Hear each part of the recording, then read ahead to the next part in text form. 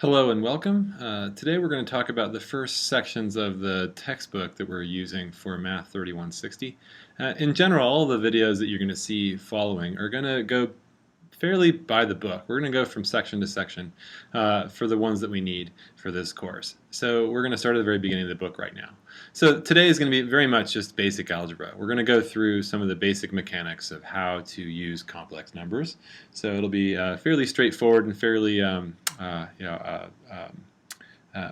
just the basic the basic mechanics of it only. So let's get started. A lot of this will be a review for you guys. All right, thanks very much. So we have again we have this idea of a complex number. It's z is equal to x plus I y. Okay, and a lot of times we might also write it this way to just highlight more of the geometric perspective here. We'll kind of write it like this, sort of like a vector. All right, and so of course, like any, we have the complex plane, we have that I there, we have the real, and then we have the imaginary up there. And we think of that as a vector, x comma y, right there. And we'll talk more about its vector or geometric properties in a bit. But right now, we'll just use these two terminologies or these two notations interchangeably here. One might be easier if you just want to highlight something more geometric or vector-like about it. So, of course, with we just some basic terminology. We have some different, in order to have some symbols that refer to things. Of course, if I take a complex number and I express something like this. This is the calling out the real argument of the complex number, and that just spits out x. So think of that as a function that just takes any input and it spits out only the real variable of it. And then we also have the imaginary argument of z, which spits out y. And it should be noted that with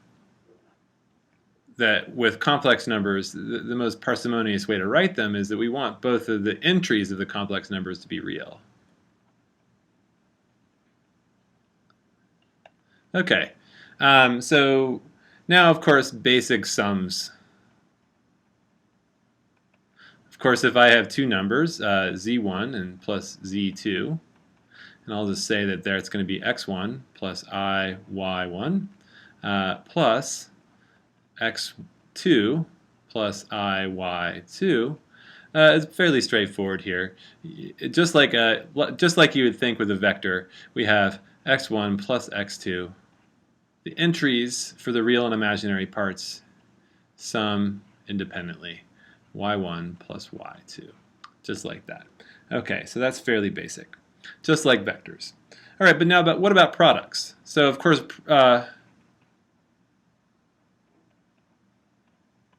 products are a little different. I'm going to respell that. That's terrible. Sorry, guys.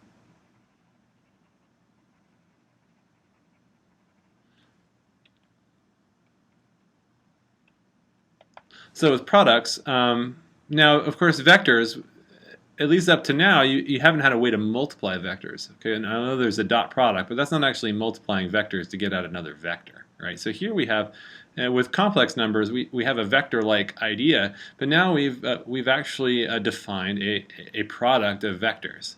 So again, we can write z1 times z2 is equal to x1 plus I y1 times x2 plus I y2. All right, so what we're going to do is just do a simple polynomial multiplication style thing. So x times x2, x1 times x2. All right, and now I'm going to look at this. I'm going to look at y1 and y2. If I multiply these two together, right? So I've multiplied these ones now. Okay, now the I and the I, that becomes a plus I squared y1 y2. Okay, and now I'm going to keep going. Now I'm going to do the cross terms. So then we have a plus I x1 y2, and then a plus I x2 y1. Okay, and that gives us our final terms. Like that. All right, now what we do is collect all the real value terms. And recall, of course, we already know this, that I squared is equal to -1. And we'll get back to that a little later, what the significance of that is. So let's write it down. So this becomes a negative sign. So we have x1, x2 minus y1, y2 plus, and then we collect all the imaginary terms, x1, y2 plus x2, y1. Okay, so this formula, it does look a little rough, but of course we can always kind of just constructively go through and multiply through, but pretty soon you'll actually get pretty good at memorizing this formula. You'll be able to do it really quickly. All right, so there's our products. Another important point here is that if C is a real number, and if I times C by any complex number, of course, that's going to be C times x plus iy. It'll simply multiply through to both entries, so we have cx plus I cy. So that works just like you'd expect it to work with any kind of vector. Okay, so that's our basic sums and products, right? So we have to have a mathematics, and so the mathematics always comes with operations, and the two that we're equipped with now are sums and products. But of course, we want very special properties. We've talked about algebra 4 has some properties.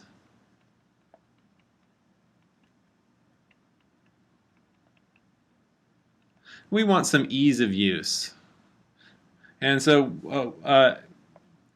and then that sort of defines the ease of use.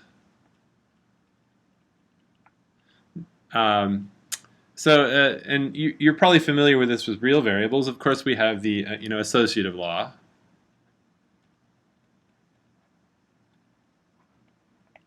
And the associative law is pretty straightforward. If I have three complex numbers, z1 plus z2, let's say I want to add those two complex numbers, and I want to take that result and add it to z3. It's the same thing as doing, and I can do it in any order I like. The order of operations does not matter within sums. So between two sums, I can add z2 and z3 together first and then add z1 to that result, or vice versa. Both are equivalent. And that is a nice property. Not all algebras have that property, but complex numbers and real numbers do. And of course, we also have the commutative law. Oh, I should also mention, the associative law also works for multiplication as well. So we have z1 times z2, and I take that result and I multiply it by z3. It's the same thing here, times z3, like that. All right, now there's the commutative law as well.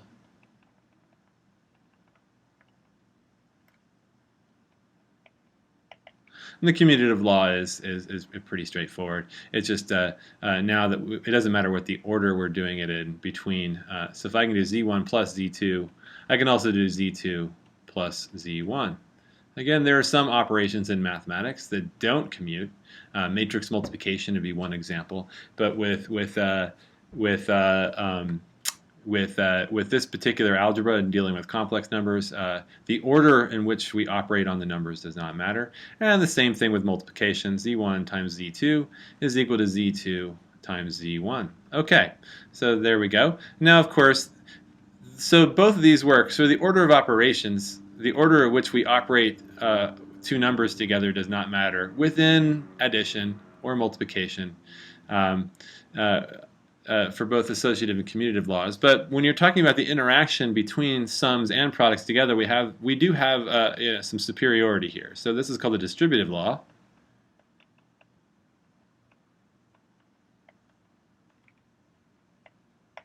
And that simply tells us the relationship products have with sums. So if I take z1 and I want to multiply it by some sum, so if I have z2 plus z3, I can now do this. So I can go z1 times z2 plus z1 z times z3. So I shouldn't say there was some superiority between one or the other, but rather I can take the sum of the products or the product times the sum, and both are equivalent.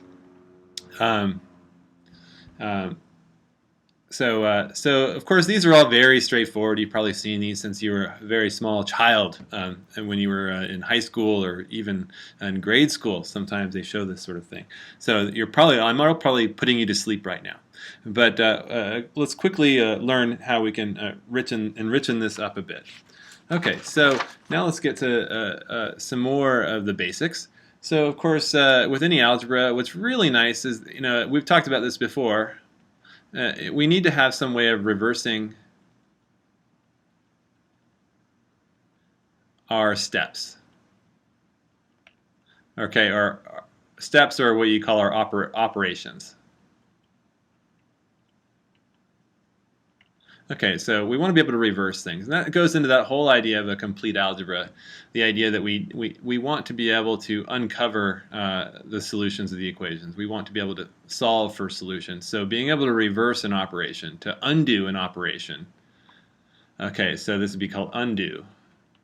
All right, so in order to do that, we first have to devise this idea. So we have to define an additive identity.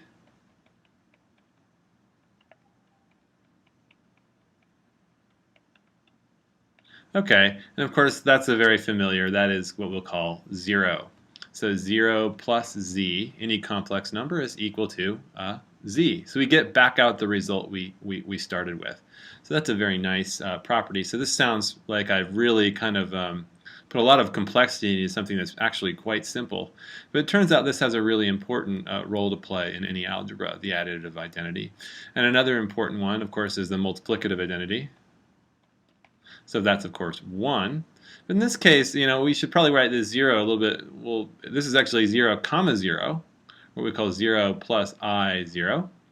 And this one, the multiplicative identity now, is going to be 1, comma 0, right? So this in the complex plane, this is a little bit different. We just want to add some structure here. So that's 1 plus I times 0. All right, and with this multiplicative identity, of course, 1 times z gets you exactly z out again. All right, so these are the unique operations we can do on a complex number. These particular numbers here that don't do anything. Okay, they get you back out what you got before, and so that's a very nice property, and we can exploit that later. So now again, we talked about this goal of being able to reverse our steps. Now we want to talk about, well, what is the what we call the additive inverse.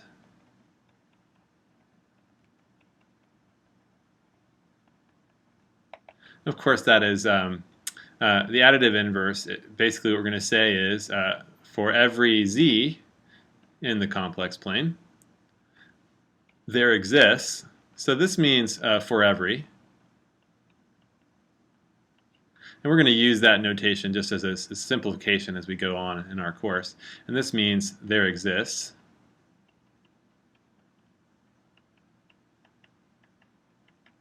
Put quotes on that. Okay, there exists some w that's also a member of the complex plane, such that z plus w equals 0, the additive identity. Okay, so of course we know what that is. It's w has to be negative z. Okay, of course we can write that as negative 1 times z. Okay. And we can also write that as negative x plus, negative I y. All right, so every z has its unique opposite. All right, we can always define that in terms of the actual geometry here. If I have some x plus I y in the plane,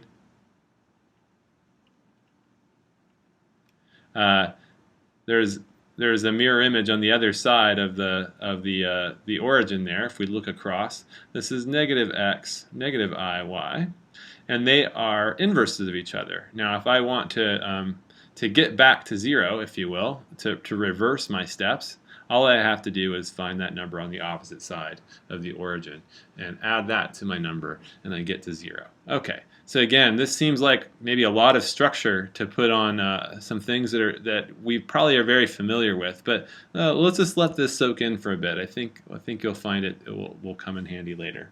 So just formalize our mathematics. Okay, and then of course we have the multiplicative inverse.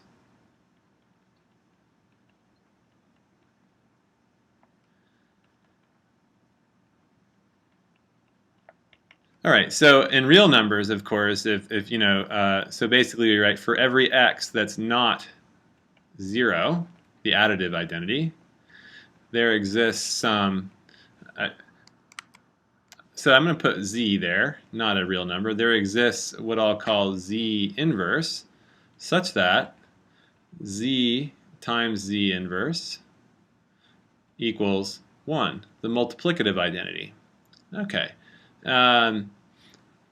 So we can see that this is going to be another important operation. We need to be able to define that. So except for 0, of course. So what is that exactly? So again, if I have, if z is equal to x plus iy, I'm saying that there's this vector, so there exists what I'll call z inverse, which I don't know what this is. This is u plus iv, and those are unknown numbers. Unknown numbers, such that if I combine them together, so I can write them this way too. I can go z inverse times z, because we have the commutative law. So z inverse times z is equal to 1. All right. Well, let's see if we can actually find out what are u and v. Again, I know x and y. They are given to me, but I want to find u and v. Well, we'll have to do the algebra. So this turns out to be maybe non-trivial. Now, of course, we know in real numbers, right? So if I have x, right, what's the x inverse? Well, it's just, x inverse is just 1 over x. But it turns out with complex numbers, it's a bit more difficult. So it takes a little work to get there. Okay, so let's find out how to do that. Okay, so let's do that. So what we have to do is actually multiply them together. All right, so z times z inverse is equal to x plus iy times u plus iv, and of course that's equal to 1, but that's actually what we want to write it in complex form, so that's actually 1 plus I0.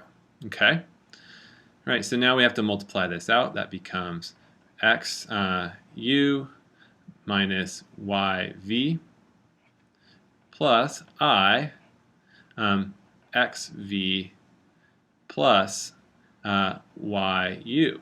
Okay, and again that's equal to 1 plus I0. All right, so I'm going to go up here a little bit and just kind of finish my calculation. And that means that xu minus yv is equal to 1. And that also means that if this term corresponds to that. Now this term right there, that coefficient corresponds to 0. So now we have a set of two equations for two unknowns, nonlinear equations. All right, so to solve this, we have to do some work. So again, I know x and y. Oh, sorry, that is v there. That has to be v. I made a mistake there. Sorry about that. All right, so now I'm going to solve for these. So what I'll do is let's just solve for one of them. So let's solve for v. So I do this. I bring that across. That's going to be negative yu. Okay. And that's going to be all divided by x. And from there I get to there, right? All right, now what I'm going to do is I'm going to substitute that back into this equation up there and see if I can find what, so I'm going to replace v with an expression involving u, and then I'm going to solve for u. All right, so I'm going to go over here with that.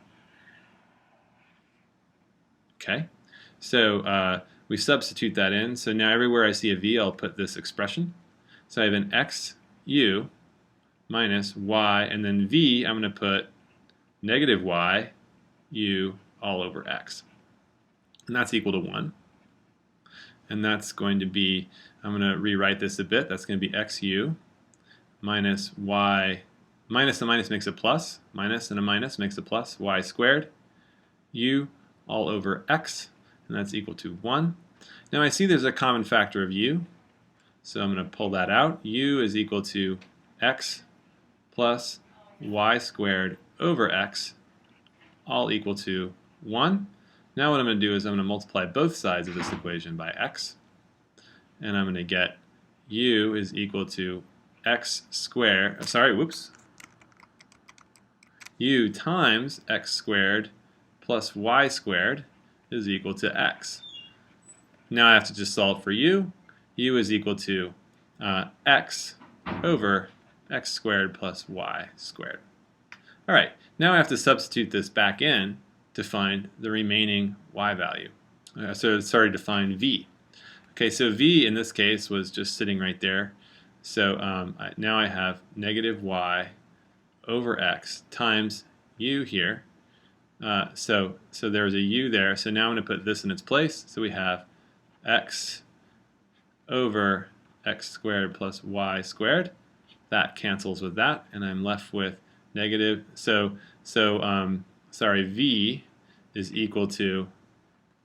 V is going to be equal to negative y over x squared plus y squared. So to conclude, z inverse, which is equal to u plus iv, and now we've tracked down the values for both of those. That's going to be x over x squared plus y squared minus I y over x squared plus y squared. All right, so another way to write this, again, remember x squared plus y squared, that's a constant. We can actually pull that out front outside because we know any constant, we can, any real constant, we can just pull it right out front, like that. Distributive law, x minus I y. Okay. So there we go. That is the multiplicative inverse. And so again, this is a formula you'll eventually be able to memorize pretty fast. All right. So now, of course, finally, we have to do division. So in general, division. Okay. So now we have a formula. So if I want to divide z1 divided by z2, now we have a formula for it. It's z1 times z2 inverse. Okay. So we can write that out. So z1 will be what we'll call x1 plus iy1. And then z2 inverse will be precisely what we had written down there before. It's going to be x2 minus iy2, all divided by x squared 2 plus y squared 2. Okay? There we go. And now we just have to multiply through. And that becomes a x1 times x2 plus y1 times y2. And that's because we're multiplying this, and that's an I and an I, and that makes a negative 1, but there's a negative sign there, so that gives that a positive. And then finally we have plus I. We multiply that and that, so we get a y1 x1. And then here we have a minus y2 x1, all divided by x2 squared plus y2 squared. All right, so again, very complicated formula for division. It's a little bit more, there's more structure, a little bit more going on than regular division with complex numbers. But I'm sure you've seen this before long ago in an algebra class, but you probably haven't done much with it in a while. So it's good to reactivate these memories, and obviously you're going to have some arithmetic to do for homework. All right, so with that, we've done our basic algebra. So, we have our algebra.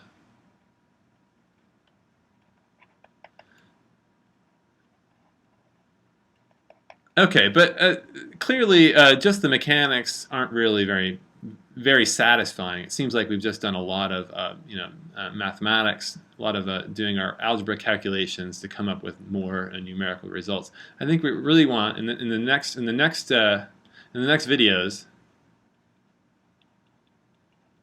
we're going to take a geometric approach.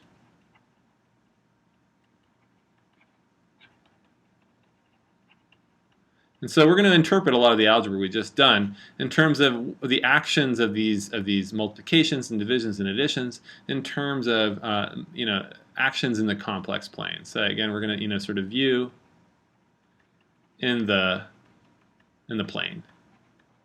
And that will help give us a really good intuition about what it means to multiply two complex numbers, what it means to add or subtract numbers that are complex, things like that, by looking at this more geometric approach. So thank you very much, and I'll see you in the next video.